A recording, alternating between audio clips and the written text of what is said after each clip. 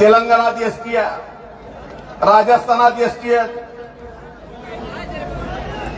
काळकुटे साहेब आम्ही सुद्धा एसटीच आहे तिकडं.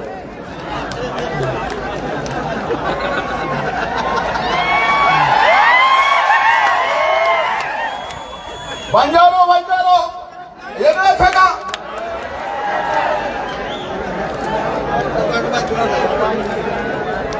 माझा कर्नाटकमध्ये, राजस्थानमध्ये आणि इतर अनेक राज्यांमध्ये या गोरमाटी समाजाला एसटीचं आरक्षण असेल तर महाराष्ट्र सरकार सुद्धा या बाबतीत विचार करेल.